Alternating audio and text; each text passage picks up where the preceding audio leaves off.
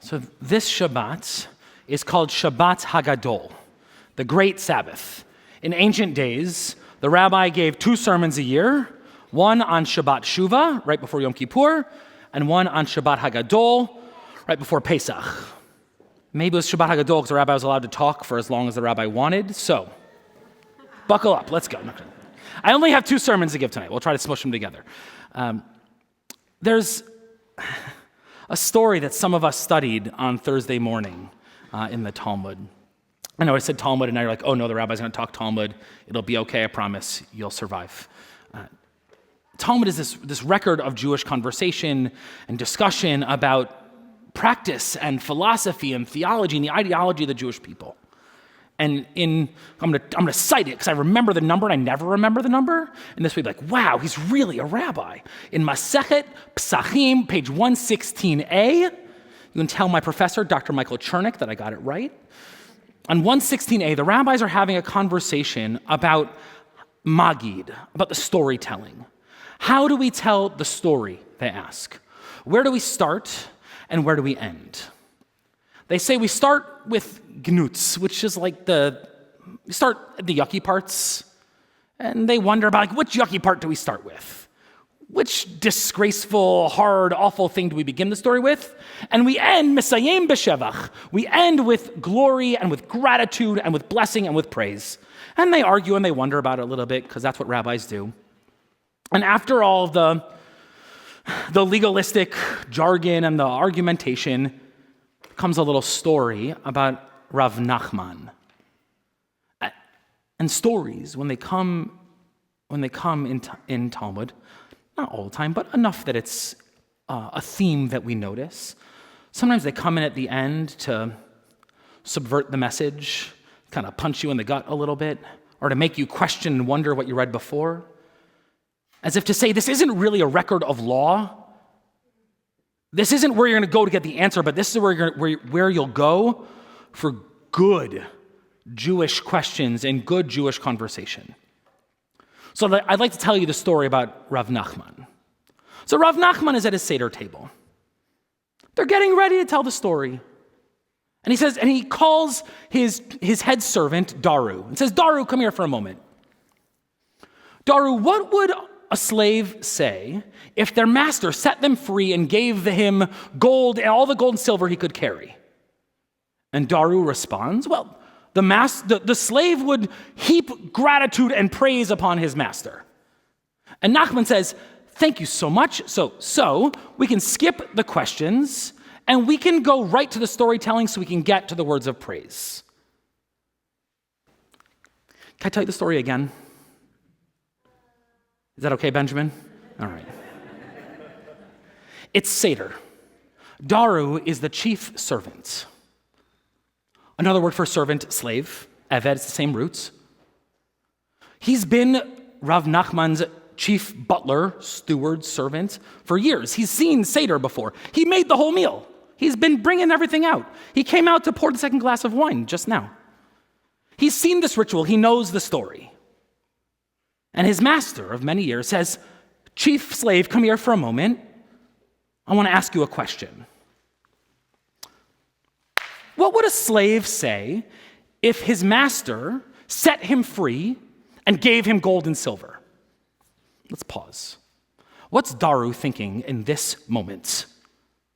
It's a little bit rhetorical. Do you have an idea? Yes? Naomi, what do you think he's thinking? Faster and louder. He thinks his master's going to set him free. I've seen this before.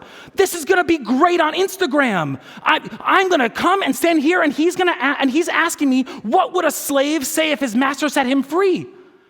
I know this ritual. This is their night of freedom. And on this night of freedom, this non-Jewish slave will be set free. So when my master asks me, what would a slave do who was set free and given gold and silver? He wants to play coy a little bit. He wants to play along. So he says he would heap so much gratitude and praise, he doesn't even know what he would say. And then Nachman says, thanks, back to the kitchen. So as I was saying, friends, it's time for us to get to the words of gratitude and praise. End of story, on to the next bit of Talmud. That's where it ends. It doesn't give you a punchline. It doesn't say, Nachman, what a jerk. It just leaves it there for us to sit in and feel uncomfortable, feel that twist in your stomach. How obtuse is that rabbi in that moment? This guy who's sitting around with a bunch of scholars studying the story of freedom, presented with this beautiful opportunity to enact the story, and instead it's actually added cruelty. And I don't think Nachman knows that it's cruelty, which is part of what makes it so cruel. The story is there to make us uncomfortable at our Seder table. I said last week, we hold up the matzah and say, let all who are hungry come and eat. And it's too late at that moment. The door is closed. You already have all the place cards set. You're not inviting anybody new to eat. It's a nice thing to say, but it's not real in that moment. We tell a story of freedom. Nice that we're telling a story. Good for us. It calls us back to what we say at Yom Kippur. The Haftarah on Yom Kippur. Isaiah says, what are you doing in shul? You're bowing your head like a reed, banging your chest, wearing sackcloth and ashes, but tomorrow you're going to go back and oppress your workers. God doesn't care about this fast. You're not doing it right. Who cares if you fast if you're still oppressing your workers when you leave shul on Yom Kippur? Of what value is our Seder if we just tell the story? And we should tell the story. It's a really good story. We need that story. This story has fed our people for thousands of years. And if all we do is tell the story and don't internalize the story and wonder about the story, then we missed. If we read that the Agadah, this little story about Rav Nachman, and we say, Rav Nachman, what a jerk. All right, what's next? What should we study or talk about next? And don't say, where was I Nachman this year? Where was I presented with an opportunity for grace, for compassion, for kindness, for bringing more freedom into the world? And where did I miss? Where am I a Pharaoh? Where am I perpetuating systems and hierarchies of oppression or slavery and not even noticing it, letting it go? It's this story, not this story, but this ideology, this philosophy of the Jewish people, that's the reason that Seder is so fantastic. One of the things I love about, I'm going to say a thing that's going to be okay after, okay? One of the things I love about Seder is you don't need a rabbi for Seder. I want to be at Seder, but I love that you don't need me for it because you do it at home. You get to, there's no one you maybe have an uncle who does this, who's did you do it right? There's no rabbi to check if you did it right. You get to make the ritual your own. You get to own it. You get to tell the story your way. You get to add in whatever supplement you found from the 19,000 Jewish nonprofits that emailed you in the last 3 days with a piece of paper to add to your Seder. Because the Seder ritual demands of us that we tell this story today. If I just want to, no, she should stay because I really just want to eat her cheeks. Holy cow. Rabbi Fisher and I we're saying we might steal her later. Okay. The story needs today.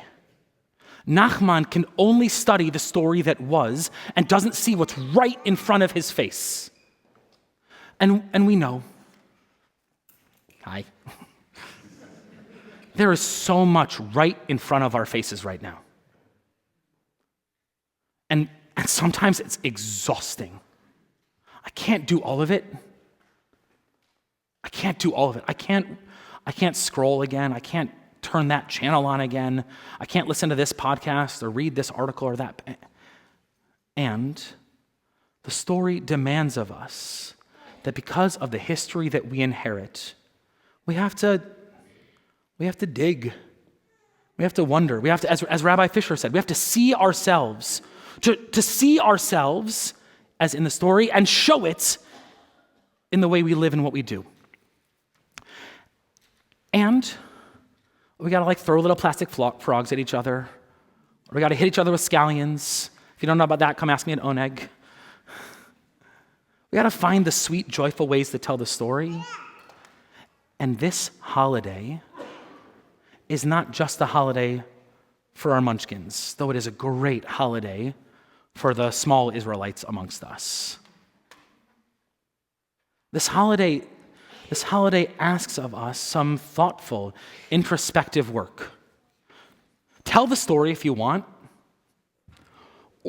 or don't tell the story. Just ask questions. Wonder about what it's like to live in this moment. Where do you feel in Mitzrayim, in Egypt, in Mitzrayim, the narrow place? Where do you feel constricted and held and not able to break the chains and be free? Where do you see the moments where maybe you missed this year and you wish you had done better, but you're just not sure how? But thank God you're around a table with other people who might help you think about it a little bit together, who might help you take that obligation of Torah, Ger lo tilchatz ki gerim hayitem be'eretz Mitzrayim. You shall not oppress the stranger, for you were strangers in the land of Egypt. To wonder, as we see in this story, who is painted as outside, but because we are a human family, we are all one, and we, the Erev Rav, the mixed multitudes, will march to freedom only when we hold hands and march together. You'll find a good supplement. You'll tell a good story. You'll ask a good question. And if you're at the Seder, if you're at the congregational Seder, if you ask a good question, I will throw a multicolored marshmallow at you. I got the last 4 bags at Seasons. We desperately need this holiday in this moment. It's a really good holiday.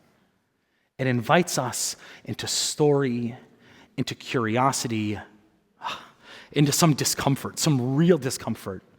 But it's safe discomfort because we get to do it together. We get to have the thoughtful, uncomfortable conversation together, and then we get to hold hands and walk to the next step, open up our door and shout out love into the universe.